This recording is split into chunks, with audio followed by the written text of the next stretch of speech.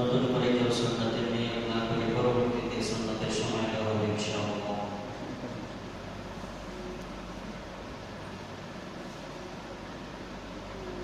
আলহামদুলিল্লাহ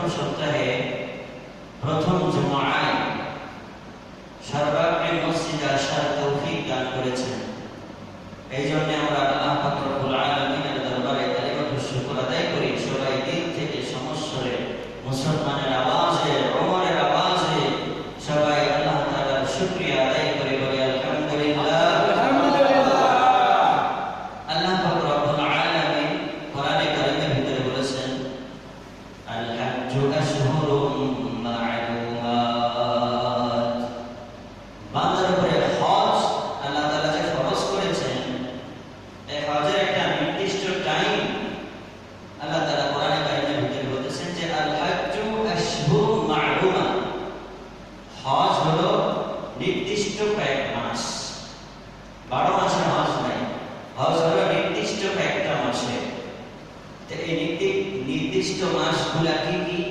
মুফাসসিরিনে কেরামগণ বলেছেন ওই নির্দিষ্ট মাসগুলো হলো শাওয়াল, জিলকাদ, জিলহজ। তিনটা মাস, শাওয়াল, জিলকাদ, জিলহজ। কোরআনে কারীমের ভিতরে যে আল্লাহ তাআলা বলেছেন আল হাজ্জু আশহুরুম মা'লুমা, হজ হলো নির্দিষ্ট মাসের ভিতরে। এই মাস তার উদ্দেশ্য হলো তিন মাস, শাওয়াল, জিলকাদ ও জিলহজ। তো শাওয়াল মাস আমরা পার করেছি, শাওয়াল মাসের ফাজাইল আমাল আমরা শুনেছি, আমলও করেছি। এখন শুরু হয়ে গেছে জিলকাদ মাস। জিলকাদ মাস হলো হজের মাস। এই মাসে পৃথিবীর দিক দিগন্ত থেকে হযরত ইব্রাহিম আলাইহিস সালামের আহ্বানে ডাকে সাড়া দিয়ে যে সমস্ত লোকেরা লব্বাইক লব্বাইক আল্লাহুম্মা লব্বাইক বলেছিল, তারাই এই মাস থেকে আল্লাহর ঘরকে উদ্দেশ্য করে লব্বাইক আল্লাহুম্মা লব্বাইক লব্বাইক লা শারীকা লাক লব্বাইক ইন্নাল হামদা ওয়ান নি'মাতা লাক ওয়াল মুলক লা শারীকা লাক লব্বাইক আল্লাহুম্মা লব্বাইক বলতে বলতে ইহরামের কাপড় বেঁধে আল্লাহ তাআলার পবিত্র ঘর খানায় কাবার দিকে হাজী সাহেব রওনা দিলেন। সুবহানাল্লাহ। এই বরকতময় মাস হজের মাস। তো হজের মাস আসলেই যাদের অন্তরে খানায় কাবার মহব্বত আছে, যাদের অন্তরে আল্লাহর মহব্বত আছে, যাদের অন্তরে রাসূলের মহব্বত আছে, যাদের অন্তরে রাসূলের ইশক আছে, রাসূলের সবুজ গম্বুজে ঢাকা সেই কবরটা দেখার আগ্রহ আছে, তাদের অন্তরটা জ্বলে পুড়ে ছারখার হয়ে যায়। বাংলাদেশে বসে বসে শুধু আফসোস করতে থাকে, হায় আমি কবে যাব? যেরকম ভাবে মুসলমানেরা যাইতেছে লব্বাইক বলে বলে আল্লাহর ঘরে হাজিরা দিতে যাইতেছে, রাসূলের রওজার সামনে যাইতেছে, আমার সেই নসিব কবে আসবে? আমার সেই তাকদীর কবে আসবে? আমিও ইহরামের কাপড় বেঁধে আল্লাহ তাআলার ঘরের কাছে যাব।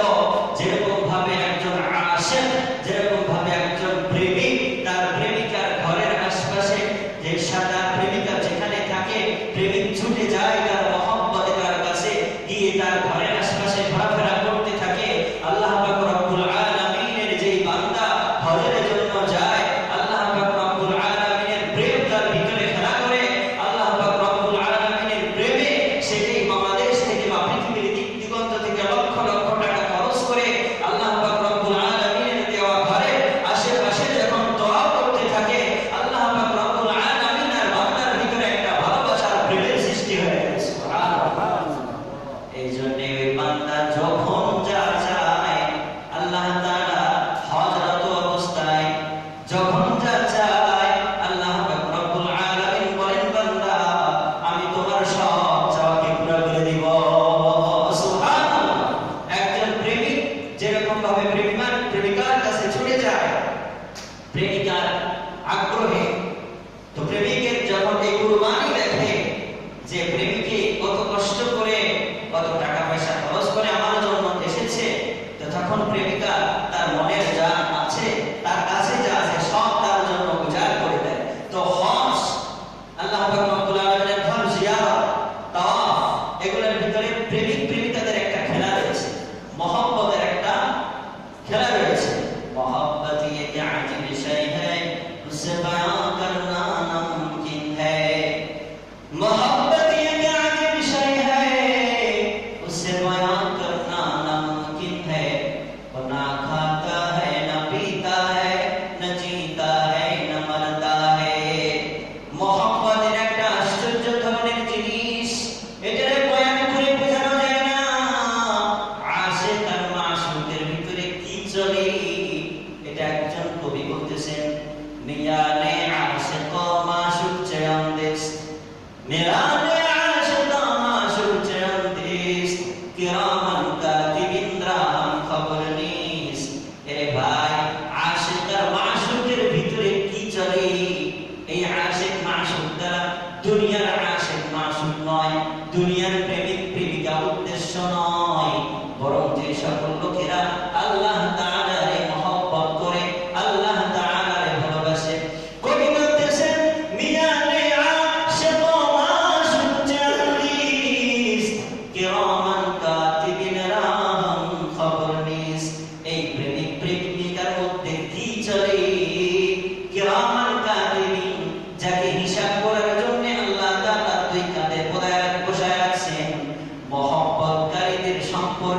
কিরামান কাতিবিনের কোনো খবর থাকে না।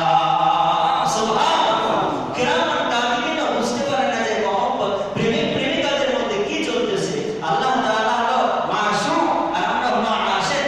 আশিক মাসুকের ভিতরে কি চলতেছে এটা কিরামান কাতিবিনের খবর থাকে না।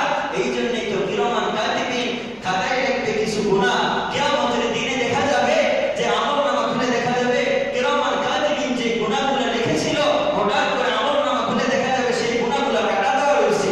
কিরামান কাতিবিন জিজ্ঞাসা করবে, ইয়া আল্লাহ, আমরা তো দুনিয়ার ভিতরে তার এই গুনাহটা লিখেছিলাম, তার গুনাহটা কোথায়? তার গুনাহটা কোথায়? আল্লাহ তাআলা বলবেন, আলিয়ানে আশিক ও মাসুক চিয়ান্দিস কিরামান কাতিবিনেরা খবর লিস। এরে আমার ফেরেশতা, সে তো আমার আশিক, আমি তার মাসুক, আমার তার ভিতরে ইশকের মোহাম্মত, তুমি তার খবর প্রত্যেকে জানবা। তুমি লিখছো গুনাহ, কিন্তু মোহাম্মতের খাতিরে আমি তার গুনাহগুলো আমার কুদরতি কলম দিয়ে কাটায় দিছি। সুবহানাল্লাহ। কুদরতি কলম দিয়ে কাটায় দিছি। তো আল্লাহ পাক রব্বুল আলামিনের ইশকের সাথে সম্পর্ক রয়েছে হলো খানায়ে কাবা। এই জন্যই তো যখন হজের সময় আসে কিছু কিছু বুজুর্গরা তাদের দিলকে আর স্থির রাখতে পারে না, প্রত্যহ নামাজের সময় তাদের চোখ দ্বারা চোখের পানি ঝরে। হজে কে মহিনে জব জব আয়ে, হজে কে মহিনে জব জব আয়ে, দিল কে अंदर अग जल जाए, दिल के अंदर अग जल जाए। আল্লাহ তাআলার ইশকে, আল্লাহ তাআলার মহব্বতে বলতে থাকে আল্লাহ। হজের মাস গুলা যখনই আসে, হজের মাসে যখন হাজী সাহেবদের ইহরাম বেঁধে তোমার ঘরের দিকে যাইতে দেখি আল্লাহ, তোমার ঘর থেকে অনেক দূরে আমাদের জন্ম হয়েছে, কিন্তু দিলের ভিতরে আগুন জ্বলে যায়।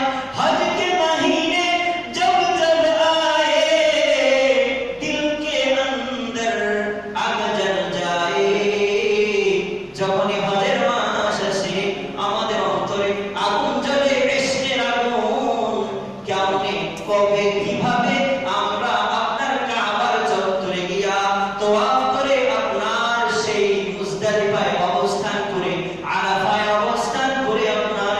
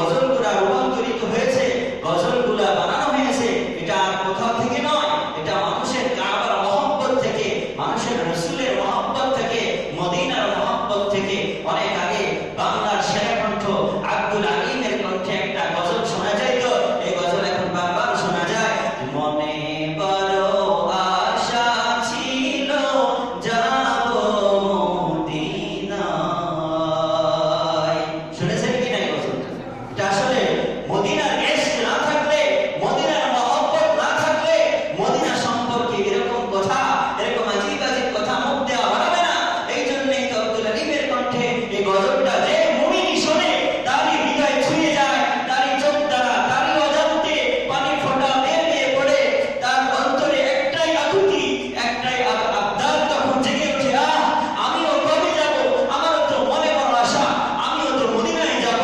মনে বড় আশা ছিল যাব মদিনায়, সালাম আমি করব গিয়ে,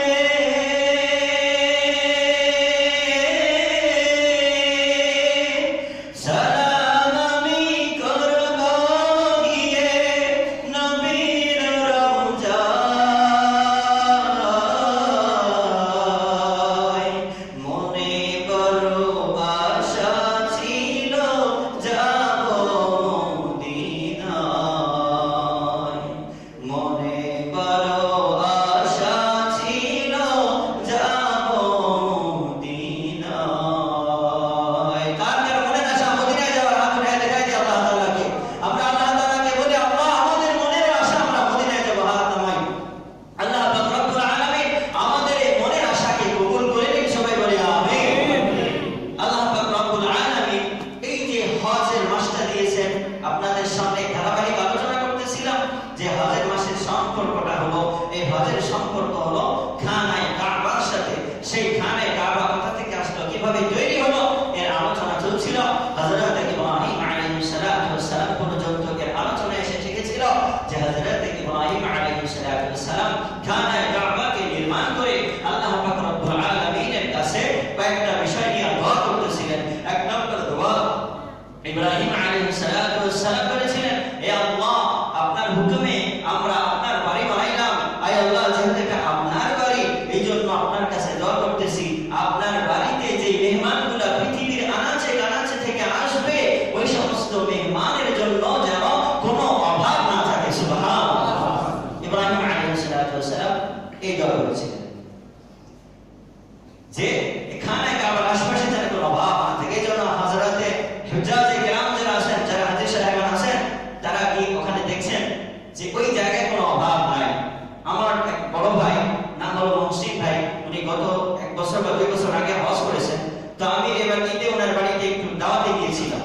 তো উনি আমার সাথে কথা এক প্রসঙ্গে বলতেছিলেন যে আমি একটা আশ্চর্য জিনিস দেখলাম যে খানায়ে কাবা ওখানে মনে মনে যে চিন্তা করা যায়, মনে মনে যদি কোনো কিছুর অভাব বোঝা যায়, মনে মনে যদি কোনো জিনিসের অভাব আসে, তাহলে আল্লাহ পাক রব্বুল আলামিন সঙ্গে সঙ্গে সেই অভাবটা পূরণ করে দেন। সুবহানাল্লাহ। তো তার উদাহরণ হিসেবে উনি বলছিলেন যে আমি তওয়াফ করছি, তো ওই সময় আমার খুব পানি পিপাসা পেয়েছে, আমি মনে মনে পানি খুঁজছিলাম, তো হঠাৎ করে দেখলাম আল্লাহ তাআলা এক বান্দা আমার কাছে 1 বোতল ঠান্ডা পানি দিয়া নাম ঠিকানা নাই না বইলা চলে গেল। সুবহানাল্লাহ। তাহলে কি বোঝা যায় যে ওইখানে আল্লাহ পাক রব্বুল আলামিন কোনো অভাব রাখে নাই, ওইখানে আল্লাহ পাক রব্বুল আলামিন কোনো ভয় রাখে নাই। আল্লাহ পাক রব্বুল আলামিন ওই এলাকাটাকে নিরাপদের এলাকা হিসেবে আখ্যায়িত করেছেন কোরআনে কারীমের ভিতরে। এই জন্যই তো ওখানে কোনো ঝগড়া বিগ্রহ নাই, ওখানে কোনো মারামারি কাটাকাটি নাই। আল্লাহ পাক রব্বুল আলামিনের কাছে ইব্রাহিম আলাইহিস সালাম দোয়া করেছিলেন, আয় আল্লাহ ওয়াজআল রাব্বি জাআল হাযাল বালাদা আমিনা, আয় আল্লাহ এই শহরকে আপনি নিরাপদের শহর বানান। সুবহানাল্লাহ। এই জন্যই তো খানায়ে কাবার বাহিরে যা হোক, কিন্তু খানায়ে কাবার ভিতরে সেখানে কোনো ঝগড়াঝাটি নাই, সেখানে কোনো মারামারি কাটাকাটি নেই। হযরত ইব্রাহিম আলাইহিস সালাম আরেকটা দোয়া করেছিলেন, ওয়ারযুক আহলাহ, আয় আল্লাহ এই শহরকে নিরাপদের শহর বানানোর সাথে সাথে এর আহালকে, এই শহরের বাসিন্দা যারা, তাদেরকে আপনি রিজিক দান করেন। সুবহানাল্লাহ। রিজিক দান করেন। তো এই যে রিজিক, তাদের কি পরিমাণ রিজিক, এটা যারা হাজিয়ানে কেরাম আছেন তারা জানেন। ওয়ারযুক আহলাহুম মিনাস সামারাত, ইব্রাহিম আলাইহিস সালাম বলেও দিয়েছেন যে কি রিজিক দিবেন, সামারাত, ফল ফুল। তো এই জন্য হাদিস সাহেবদের দেখে শুনে দেখবেন যে যে ফল আমাদের বাংলাদেশে পাওয়া যায় না, যে ফল আমেরিকা, যে ফল জাপান, বিভিন্ন উন্নত রাষ্ট্রে সবসময় পাওয়া যায় না, কিন্তু এই বাইতুল্লাহর বরকতে, খানায়ে কাবার বরকতে, ইব্রাহিম আলাইহিস সালাম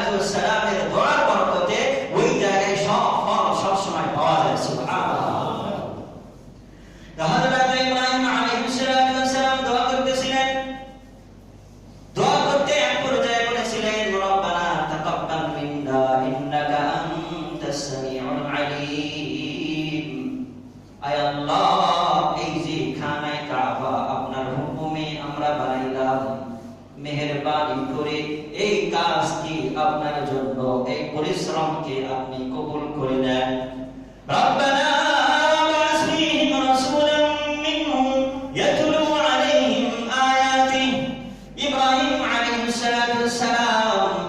আরেকটা দোয়া আল্লাহ তাআলার কাছে করলেন, ও মালিক মেহেরবানি করে আমার রাসূলের ভিতরে ওয়া বাসফিহিম রাসূলা, বেশি বেশি রাসূল পাঠান, যে সমস্ত রাসূলেরা আপনার বান্দাদেরকে আপনার দিকে ডাকবে। সুবহানাল্লাহ।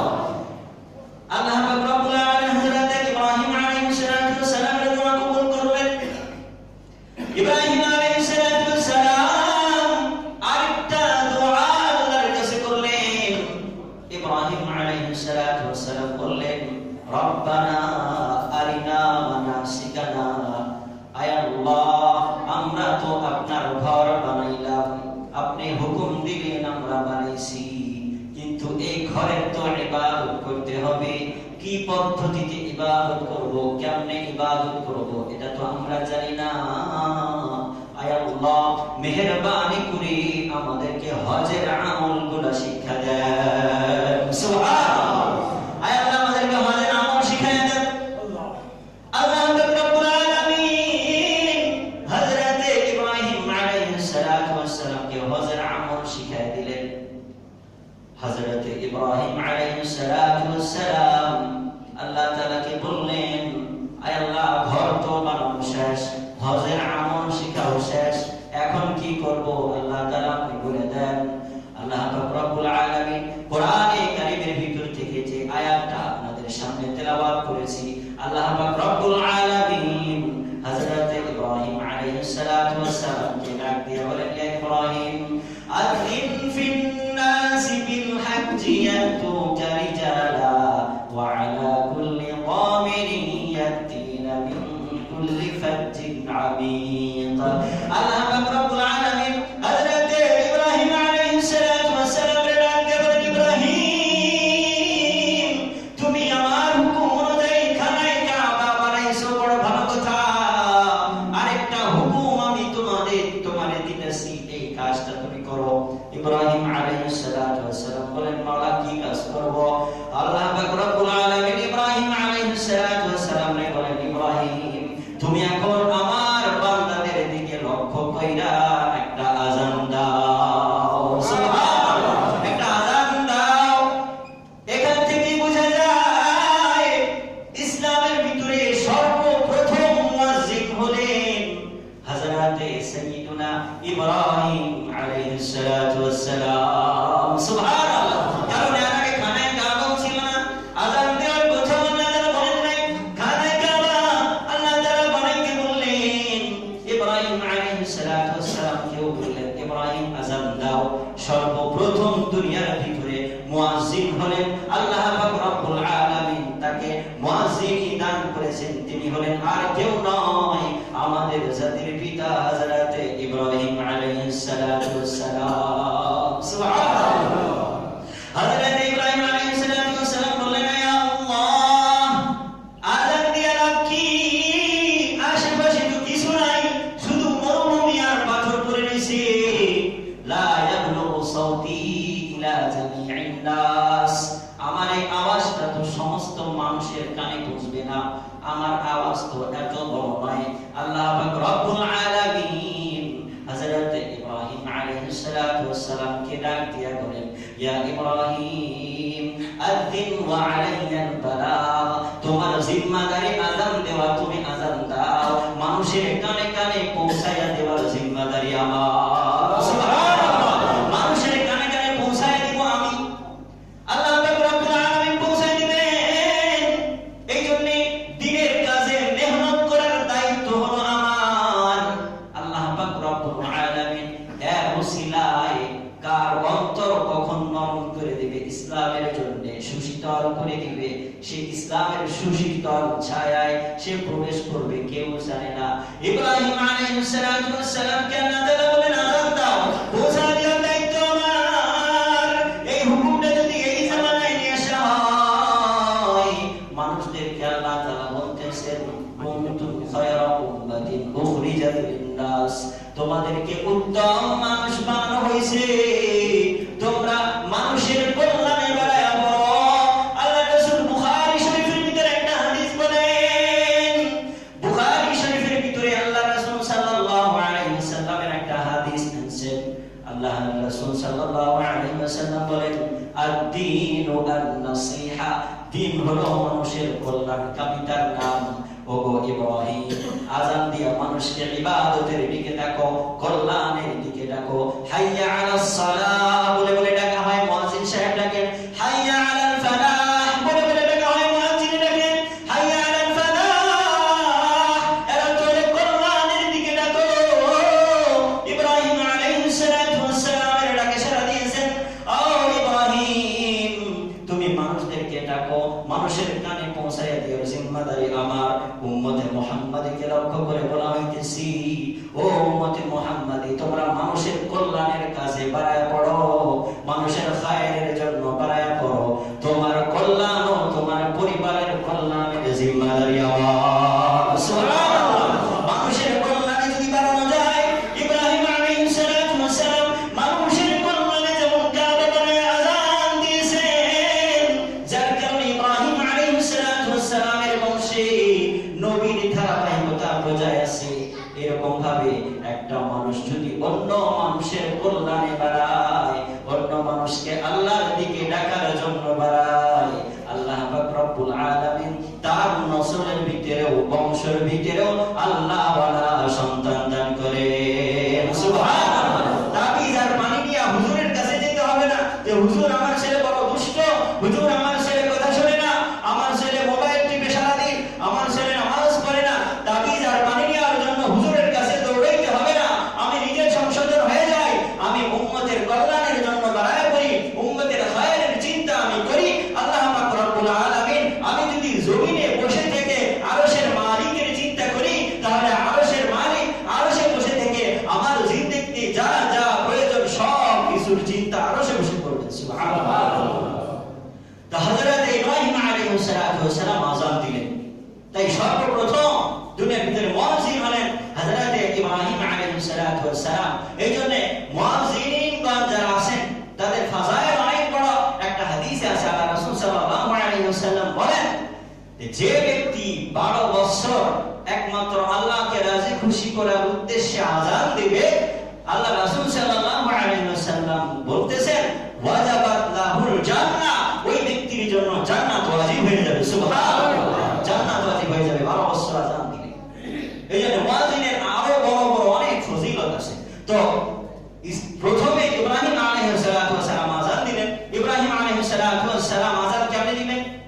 ইব্রাহিম আলাইহিস সালাতু ওয়াস সালাম বলতেছেন, ইয়া আল্লাহ, কেমনে আযান দিব? আমি তো কিছু পারি না, আযানের শব্দগুলো কি হবে আমারে বলে দেন।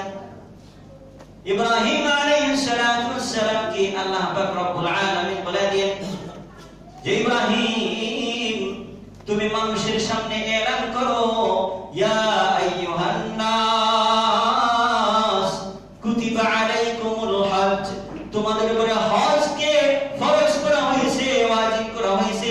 ফাহাজ্জু ইলা বাইতিল আতীক, সুতরাং তোমরা বাইতুল আতীক খানায় কাবার উদ্দেশ্যে হজ করো। সুবহানাল্লাহ।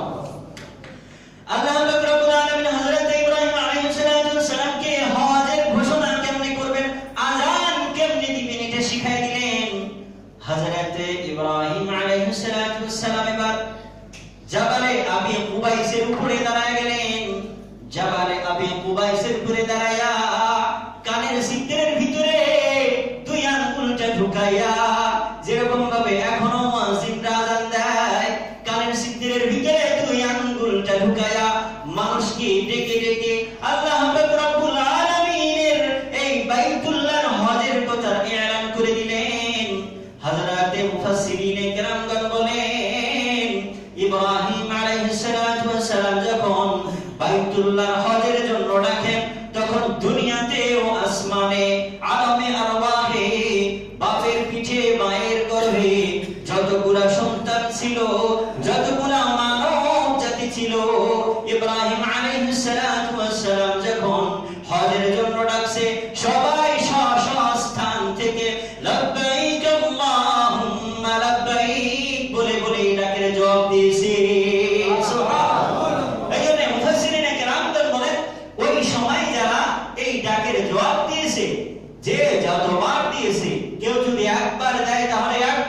কেউ যদি 2 বার দেয় তাহলে 2 বার, কেউ যদি 5 বার দেয় তাহলে 5 বার, কেউ যদি বারবার দেয় তাহলে বারবার বারবার বারবার তারা খানায় কাবার তওয়াফ করার সুযোগ পাবে। সুবহানাল্লাহ।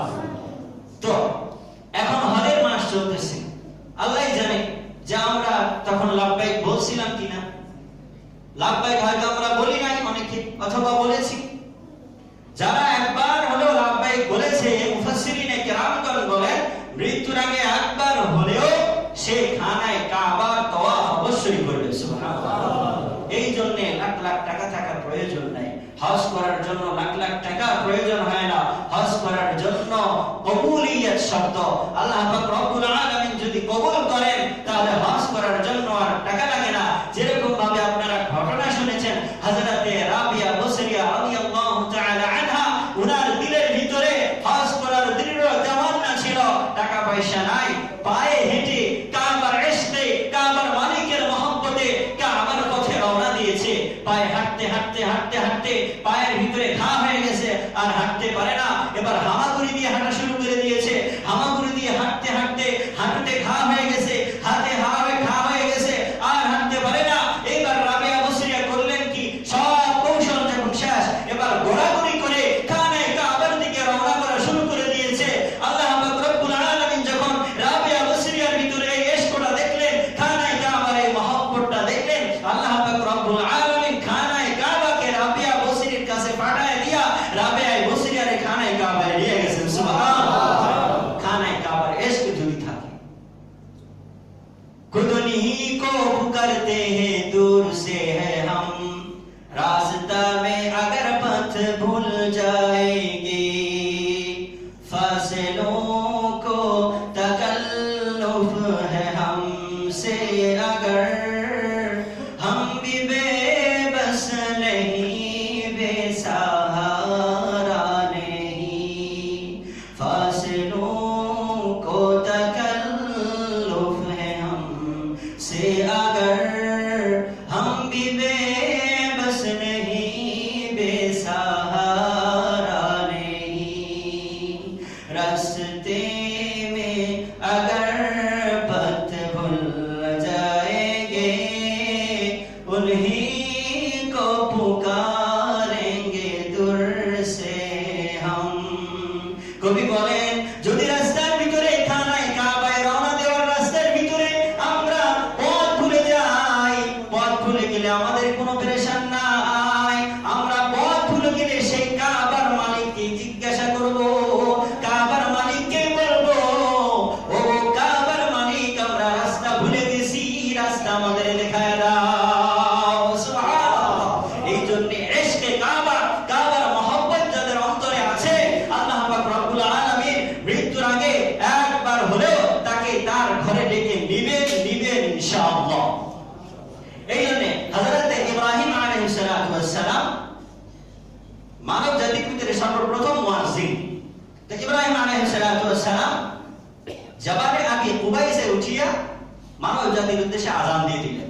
আল্লাহ পাক রব্বুল আলামিন ওই আযান মানুষের মধ্যে পৌঁছায় দিলেন। তো এই আযানটাই মাঝখানে আর কোন আম্বিয়া আলাইহিস সালাতু ওয়াস সালামের আমল ছিল না। মুসা আলাইহিস সালাম, ঈসা আলাইহিস সালাম, ইদ্রিস আলাইহিস সালাম, আরো যত নবী গেছেন কেউ এই আযানের আমল আর করে নাই, শুধু একমাত্র ইব্রাহিম আলাইহিস সালাম তখন করেছেন। এরপরে এই আযানের আমলটা আসছে হলো প্রিয় নবী মুহাম্মদ সাল্লাল্লাহু আলাইহি ওয়াসাল্লামের সময়। সুবহানাল্লাহ। কারণ আমাদের প্রিয় নবী সাল্লাল্লাহু আলাইহি ওয়াসাল্লাম মিল্লাতে ইব্রাহিমের বড় অনুসারী ছিলেন।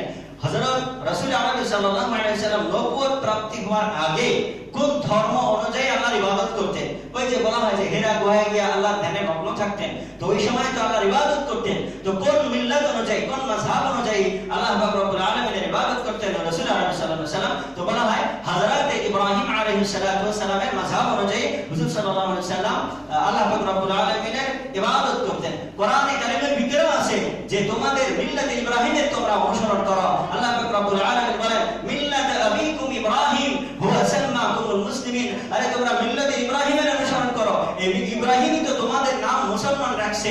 এই জন্য হুজুর আকরাম সাল্লাল্লাহু আলাইহি ওয়াসাল্লাম মিল্লাতে ইব্রাহিমের অনুসরণ করতেন। এই জন্য ইব্রাহিম আলাইহিস সালাতু ওয়াস সালাম সেই যে সুন্নাতটা জারি করে গেছেন আযানের সুন্নাত, এই আযানের জন্য রাসূল আরবি সাল্লাল্লাহু আলাইহি ওয়াসাল্লাম সাল্লাম দিলটা তোরপার হয়ে যাইতেছিল। আযানটা মাশরূ হয়েছে, আযানের বিধানটা আসছে হলো মদিনা আসার প্রথম হিজরিতে রমজান মাসে। হুজুর আরবি সাল্লাল্লাহু আলাইহি ওয়াসাল্লাম সাহাবায়ে কেরাম অনেক বেশি হয়ে গেছেন। এখন সাহাবায়ে কেরাম এই যে আমরা যে নামাজের জন্য জামাত হই, একসাথে জমা হই, আমরা যে আযান দিই, এই আযানের ব্যবস্থাটা তখন ছিল না। সাহাবায়ে কেরাম পেরেশান হয়ে গেছেন। হুজুর সাল্লাল্লাহু আলাইহি ওয়াসাল্লামের মনে চায় যে একটা এমন কিছু করতে যেটা দেখে তারা বুঝতে পারবে যে এখন নামাজের ওয়াক্ত হয়েছে, এখন নামাজে যেতে হবে। তাছাড়া অনেক সময় দেখা যায় কাজে ব্যস্ত থাকলে বুঝতে পারে না, নামাজের ওয়াক্ত শেষ হয়ে যায়, নামাজ কাজা হয়ে যায়। হুজুর আরবি সাল্লাল্লাহু আলাইহি ওয়াসাল্লাম নিজেও পেরেশান, সাহাবায়ে কেরামদেরকে জিজ্ঞাসা করতেছেন, তোমরা বলো তো এই নামাজের সময় নির্ধারিত করতে আমরা কি করতে পারি? তো বিভিন্ন সাহাবী বিভিন্ন মাশওয়ারা দিলেন। একজন মাশওয়ারা দিলেন যে বাঁশি বাজানো হবে। আল্লাহ রাসূল সাল্লাল্লাহু আলাইহি ওয়াসাল্লাম বলেন না, ওটা চলবে না। আরেকজন বললেন যে পাহাড়ের উপরে আগুন জ্বালানো হবে, যেটা থেকে বুঝবে এখন নামাজ রক্ত হয়েছে। আল্লাহ রাসূল সাল্লাল্লাহু আলাইহি ওয়াসাল্লাম বলেন না, এটাও ভালো লাগলো না। এরপর আরেকজন বললেন নামাজের সময় হলে ঘন্টি বাজানো হবে। আল্লাহ রাসূল সাল্লাল্লাহু আলাইহি ওয়াসাল্লাম বলেন না, এটাও ভালো লাগলো না। তখন মাশওয়ারাই থেকে গেল, কোনো ফয়সালায় আসতে পারলেন না। তো ওই মজলিসে একজন সাহাবী উপস্থিত ছিলেন, সাহাবীর নাম হলো আব্দুল্লাহ ইবনে যায়েদ ইবনে আব্দ রাব্বি। নামটা মনে রাখবেন, আব্দুল্লাহ ইবনে যায়েদ ইবনে আব্দ রাব্বি। এই সাহাবীরা রাসূল আরবি সাল্লাল্লাহু আলাইহি ওয়াসাল্লামের কপালে পেরেশানের চিহ্ন দেখে নিজেও পেরেশান হয়ে গেছে। এশার নামাজ শেষ, বাড়িতে চলে গেছে। এবার খাওয়া দাওয়া করে বিছানায় শুয়েছে কিন্তু ঘুম আর চোখে আসে না। কেন? কারণ রাসূল আরবির চেহারায় যদি পেরেশানের ছাপ সাহাবায়ে কেরাম দেখেন, তখন সাহাবায়ে কেরামের চোখ থেকে ঘুম চলে গেছে, সাহাবায়ে কেরামের খাওয়া বন্ধ হয়ে গেছে, সাহাবায়ে কেরামের আরাম বন্ধ হয়ে গেছে। আব্দুল্লাহ ইবনে যায়েদ ইবনে আব্দ রাব্বি দেখেছেন রাসূল আরবির চোখের চেহারায় চিন্তার ভাস। এই জন্য আব্দুল্লাহ ইবনে যায়েদ ইবনে আব্দ রাব্বির ঘুম আসতেছে না। তিনি শুয়েছেন কিন্তু ঘুম আসে না চোখে, ঘুম আসছে যাইতেছে অর্ধনিদ্রা অবস্থা। হযরত আব্দুল্লাহ ইবনে যায়েদ ইবনে আব্দ রাব্বি বলেন, অর্ধনিদ্রা অবস্থায় আমি দেখতেছিলাম একটা লোক আমার সামনে দিয়া একটা ঢোল নিয়ে যাইতেছে। সুবহানাল্লাহ। আব্দুল্লাহ ইবনে যায়েদ ইবনে আব্দ রাব্বি বলেন, এ ভাই তুমি এই ঢোল নিয়ে কই যাও? লোকটা বলেন, কেন তুমি এই প্রশ্ন আমাকে কেন করতেছো? তুমি কি ঢোল নিবা নাকি? আব্দুল্লাহ ইবনে যায়েদ বলে, আমি তোমার এই ঢোলটা নিব। লোকটা বলে, তুমি ঢোল নিয়ে কি করবা? ঢোলের তো ইসলামে কোনো কাজ নাই। আব্দুল্লাহ ইবনে যায়েদ বলেন, এই ভাই শোনো, গতকাল আমি আমার প্রিয় রাসূলের চোখ চেহারায় চিন্তার ছাপ দেখছি। রাসূল আরবি পেরেশান হয়ে রয়েছে, আযান কেমনে দেওয়া যায়, নামাজের ওয়াক্ত নির্ধারিত কেমনে করা যায়। আমি আল্লাহর রাসূলের এই পেরেশানে আমার বড় পেরেশান, আমি ঘুমাইতে পারি না। রাসূলের পেরেশান আমার সহ্য হয় না। আমি এই ঢোলটা নিয়ে রাসূলকে দেব, যাতে করে আযানের সময় নামাজের ওয়াক্ত হইলে এই ঢোল পিটায়া মানুষকে মসজিদের দিকে ডাকে। ওই লোকটি তখন বলল, হে আব্দুল্লাহ, তুমি ঢোল দিয়ে কি করবা? এই ঢোলের চাইতেও যদি উত্তম কোন কথা, উত্তম কোন কালেমা আমি তোমারে শিখায় দেই, তাহলে কি তুমি নিবা? আব্দুল্লাহ বলে, হ্যাঁ বলো, অবশ্যই আমি নিব। ওই লোকটি কিছু কালেমা আব্দুল্লাহর কানে বলে দিল। আব্দুল্লাহ ইবনে যায়েদের ঘুম হারাম হয়ে গেছে। সারা রাত অপেক্ষা করে কখন সকাল হয়। যখন সকাল হয়েছে, এক দৌড় দিয়া রাসূল আরবির কাছে চলে আসছে। রাসূল আরবির কাছে এসে বলে, ইয়া রাসূলুল্লাহ, আমি আজ রাত্রে অর্ধনিদ্রায় ছিলাম, তখন দেখলাম এক লোক আসলো, আমি তাকে আপনার পেরেশানির কথা বললাম। ওই লোক আমারে কিছু কালেমা শিখাইয়া দিয়ে বলছে, এই কালেমাগুলো তুমি মুহাম্মাদের গিয়ে বলবা, আযানের ভিতরে দিয়ে দিতে। মুহাম্মদ আরবি সাল্লাল্লাহু আলাইহি ওয়াসাল্লাম বলেন, এরে আব্দুল্লাহ, তাড়াতাড়ি বলো ওই শব্দগুলো কি, আমারে তাড়াতাড়ি বলো।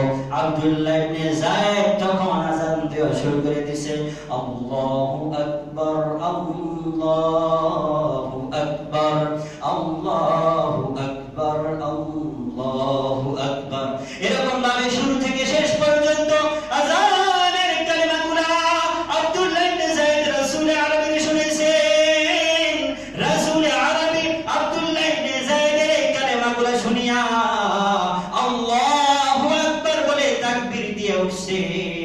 আল্লাহর রাসূল বলে, হে আব্দুল্লাহ, নিশ্চয় তুমি সত্য স্বপ্ন দেখেছো। যেই স্বপ্ন তোমারে দেখানো হয়েছে ওটা কোনো স্বপ্ন নয়, ওটা ওই কালেমার আযান শিক্ষা দেওয়ার জন্য আল্লাহ তাআলা ফেরেশতারে পাঠায়া তোমারে শিক্ষা দিয়েছে। সুবহানাল্লাহ। আযান আল্লাহ পাক রব্বুল আলামিন সাহাবায়ে কেরামদেরকে ফেরেশতা পাঠায়া আযানের শব্দগুলো শিখিয়ে দিয়েছেন। এখন একটা প্রশ্ন এখানে হয়, প্রশ্নটা হচ্ছে যে ওখানে তো হুজুর আছেন, নবী আছেন, তো এই স্বপ্নটা তো নবীরাও দেখাতে পারতেন। নবীরে না দেখাইয়া তখন কেন সাহাবীকে কেন দেখাইলেন? সাহাবীকে তো দেখাইলেন, তাও আবু বকর, ওমর, আলী, ওসমান এই সমস্ত বড় বড় সাহাবী থুইয়া আব্দুল্লাহ ইবনে যায়েদ ইবনে আব্দুর রাব্বি একজন নাম না জানা সাহাবীরে এই স্বপ্ন দেখাইলেন। কেন দেখাইলেন? হযরতে মুফাসসিরিনে কেরামগণ, উলামায়ে কেরামগণ বলেন, এই দিকে ইশারা হলো আল্লাহ পাক রব্বুল আলামিন উম্মতে মুহাম্মাদীকে শিক্ষা দিচ্ছেন, হে উম্মতে মুহাম্মাদী, এই যে তোমরা নবীকে পাইছো, এই নবী কিন্তু সারা জীবন থাকবে না, কিয়ামত পর্যন্ত থাকবে না, কিন্তু একটা দল আমার নবী তৈরি করে গেছেন যাদেরকে সাহাবায়ে কেরাম বলা হয়। এই যে দেখো আযান আমি সাহাবায়ে কেরামের মাধ্যমে আযানের শব্দগুলো তোমাদেরকে দান করছি, তার মানে সাহাবায়ে কেরামদেরকে তোমরা অনুসরণ করবা। সাহাবায়ে কেরামদেরকে যদি তোমরা অনুসরণ করো তাহলে কিয়ামত পর্যন্ত তোমরা গোমরাহ হবে না। সুবহানাল্লাহ। এই জন্য আল্লাহ রাসূল সাল্লাল্লাহু আলাইহি ওয়াসাল্লাম বলেন, আসহাবী কান-নুজুম ফাবিআইয়িহিম ইক্তাদাইতুম ইহতাদাইতুম।